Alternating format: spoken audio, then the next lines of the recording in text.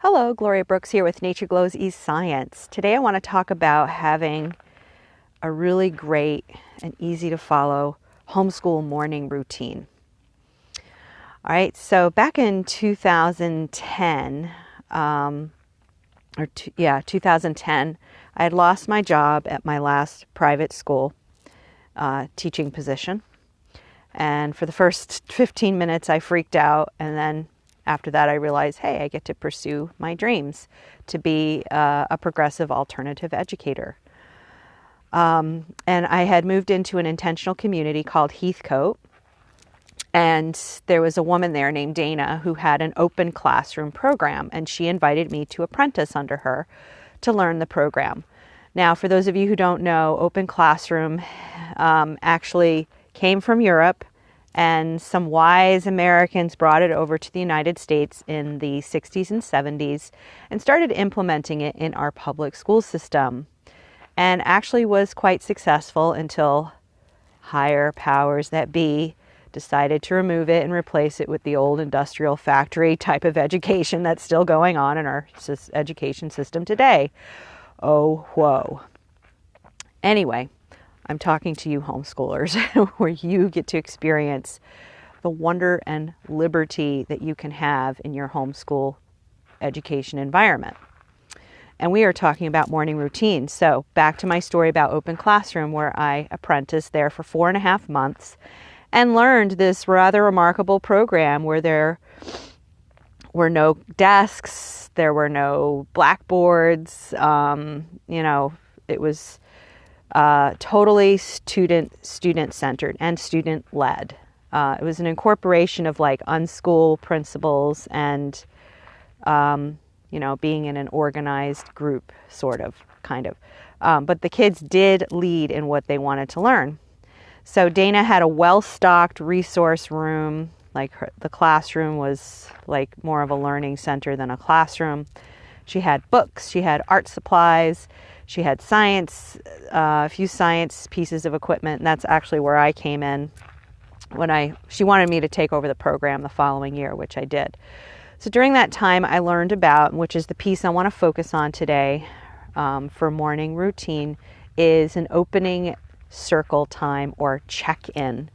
In intentional communities, they use the term check-ins.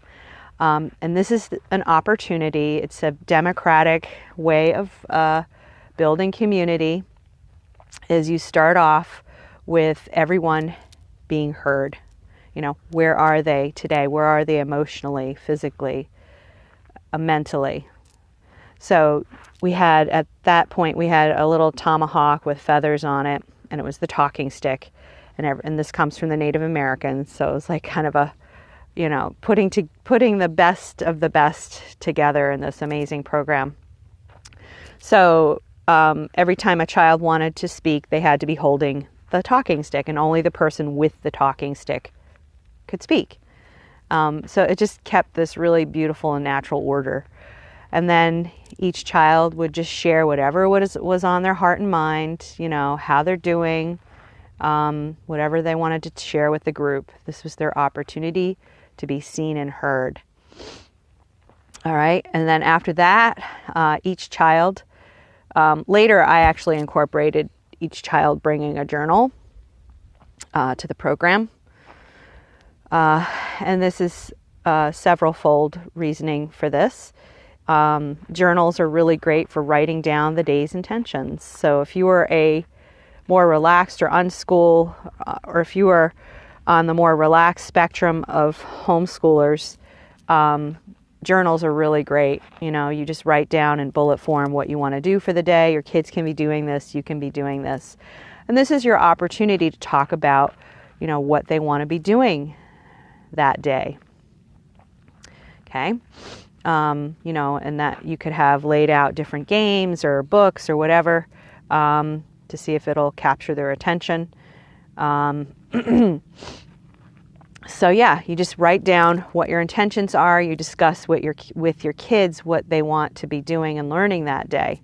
And I know this is very different from the less relaxed spectrum of homeschoolers. There is a spectrum in everything in life, really.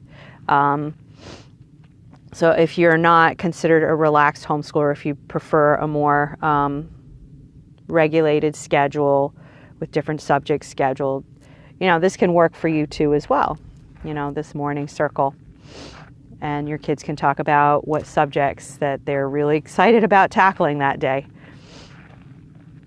All right, and then my top recommendation for after circle time is to get the physical body moving.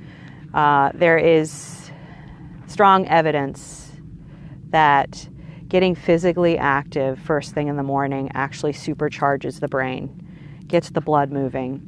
Go outside, have the kids just play and run around or have some organized sport, whatever your family enjoys doing to get physically active. It could be a morning hike. It could be exploring around the yard, looking at animal tracks. It could be jumping in the car and going to your local park and hiking around the park, whatever it is. It could be bird watching, which actually, you're up moving around, but not very much because I think kids need a lot more movement perhaps first thing in the morning. But it depends on your kids. Maybe that's what they want to do. But just get physically active. And then, the more academic part of your day, you are like, everyone's ready and primed for learning. Another recommendation I have is doing read alouds, and you can do that during your circle time, or maybe when they come back in from whatever physical activity that you do. That could be a great opportunity for read alouds. It could be like math story read alouds, science story read alouds, like maybe math biographies, science biographies. That way you're combining subjects. I'm a huge proponent of unit studies.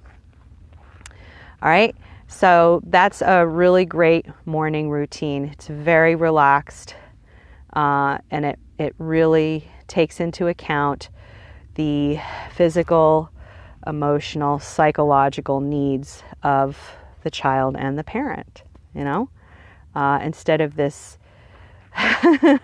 industrial, dry factory way of, sitting at a desk first thing in the morning. Kid hasn't had any exercise. The parent or guardian hasn't had any physical exercise. It's just not, it doesn't really work well and for the human body. All right, so I hope those tips help you today. Also, grab your copy of my Math Learning Secrets, where I deep dive into sharing my 5-secret system for liberated math in your homeschool.